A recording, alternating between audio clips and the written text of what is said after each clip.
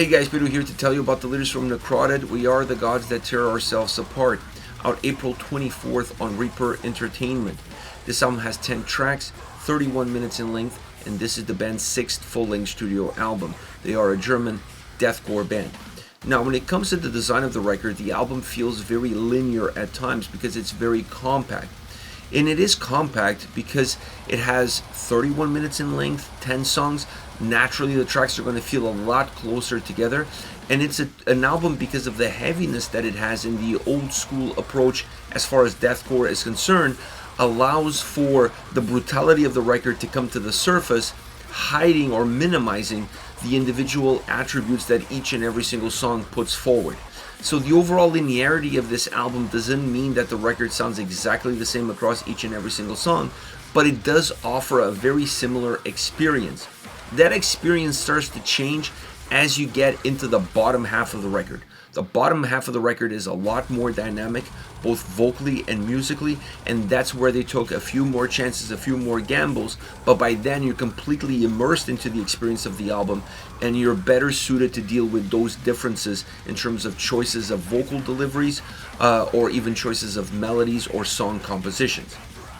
Once you get into the soundscape of this album, like I said, it is a heavy and brutal record. It's an old school style deathcore album. They didn't take cues from a lot of the more modern deathcore bands that go with a more symphonic, orchestral style sounding album, creating a lot of theatrical elements or even cinematic experience. This album does have a little bit of that, but very little. It's a more traditional, brutal sounding album where the heaviness plays a more important role. And in this case, there's a lot of melody in this album as well. It's just that that melody doesn't create a cinematic backdrop. It rather creates a little bit of a darkened, or a blackened, I should say, backdrop in essence to how these songs come across. So you have an album that is heavy, dark, and those are the two main ingredients that create the overall sonic experience or tapestry that this album puts forward. I like this approach because it's starting to feel a little bit repetitive, always going into that more symphonic style or into those orchestral pieces as far as deathcore is concerned. It sounded really exciting when we started to see bands doing it, but now that everybody's kind of do it, you almost feel the need to strip it all out and go back to a more traditional sound, and that's exactly what this record does. Now, that doesn't mean that the elements are not rich. If you look at the guitar sound on this album, I think it's perhaps some of the richest guitar sound that this band has ever put forward on any of their records. You're going to get a lot of melodies, melodies that offer darkness, melodies that offer somberness. You're also going to get a lot of different musical styles and approaches as far as what the guitar's sound is all about. The execution slightly different here and there. You're also going to get solos that really open up the songs in a very different way, that have a clear impact, not just in the sound of the track, but in terms of the atmosphere that the song puts forward. So it's an album that takes a lot of liberties. It doesn't have a one-size-fits-all approach from a guitar sound perspective, but it does take a one-size-fits-all approach as far as the guitars, dictating a lot of the heaviness on the album. Obviously, with the help of the drums. The drum sound on this record feels very potent, very thick, and also wide. A lot of the size that these songs have is not just because of the heaviness and the volume within that heaviness, but it's also because of the way the drum sound comes across. This record has great production behind it. I don't think you could create a more stylish album than this when it comes to an old school deathcore style approach, and still make these songs feel relevant in 2026 and make this album feel fresh. I like the way the sound comes together. I like the evolution that this album puts forward, and I love the fact that they took some more chances as far as infusing different vocal styles, different cameos. There's a bunch of cameos on this record, so infusing some of those cameos earlier on changes some things vocally, but not that much considering who those artists are. For example, Sven from Aborted is on a track that comes towards the first third of the album, so he has a very similar style to the one that Necrotted has. So there's not as many fluctuations there. But once you get into the bottom end of the record and you have Gottgeburt on a track, then the changes start to appear. Then when you close the album with a track like Gottgeburt, which is a more symphonic, theatrical, more modern style deathcore song, very Lorna Shore influenced, if you will.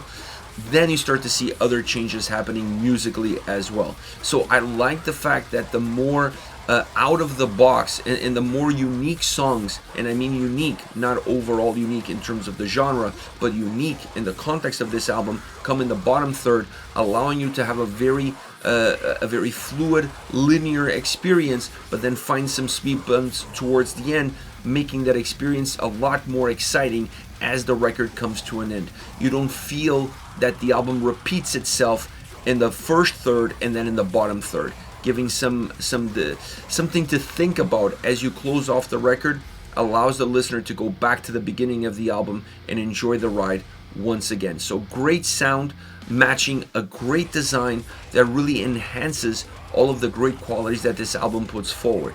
Now, the vocals on the album are perhaps the most consistent element that this record has.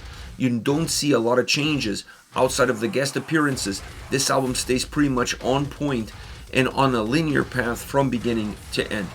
I don't mind that experience because it helps emphasize the size and the strength and the aggression of the songs. And I like the fact that it matches really well with the soundscape and production that they put together on this record, that more old school style. So I like the fact that the vocals offer some sort of consistency. And then you use the guest vocalists to break that consistency. I think that is the right way to go about a record that has definitely an old school deathcore essence to it. Not trying to do too much vocally, stay consistent, stay in the pocket, use the guest appearances to change that consistency, but still allowing the album to feel connected vocally top to bottom, because it is also very connected musically top to bottom. Great record all around. I love the idea of going with a more old school style approach versus following the beaten path of the more modern deathcore bands. It almost feels like a breath of fresh air, if you will, as far as the genre is concerned. Then when it comes to favorite songs, I want to start with Radiant Ransom. This song, Radiant Ransom, is a really interesting track because the opening of this song, the guitar opening of this track, it's incredibly melodic, but at the same time it's incredibly dark. And that's what you start to see, at least in this song, you see it clearly. The impact in melody, or the impact that melody has in the overall darkness and the blackened elements that some of these songs put forward. It allows the heaviness and brutality of the track to be a little bit more manageable and a little bit easier to digest when every so often you infuse a few melodic riffs here and there to break that strength and that heaviness and that size. Starting off with the guitars, it's a great way to set the tone for what you can do musically as the track develops. Vocally, great song as well, matching the intensity of the track, matching the overall dynamics of the track, making this a very interesting song all around with an incredibly strong vocal performance top to bottom. Then you have Holy Shit Talker. This track features Gottgeburt, and I think this is one of the most dynamic songs vocally. And while I'm not necessarily a fan when it comes to this genre or even death metal of having guest appearances that sound very close or very similar to the vocals that you already have on the record, bringing Gottgeburt to the table, a band like that with vocals the way they have them, definitely changes the dynamic completely. It's something different. It's something that the band by themselves could not offer. So in this case, it makes a lot more sense to have that sort of guest appearance versus someone who makes it a little bit harder to tell who's who, because it just sounds like a Necrotted track top to bottom.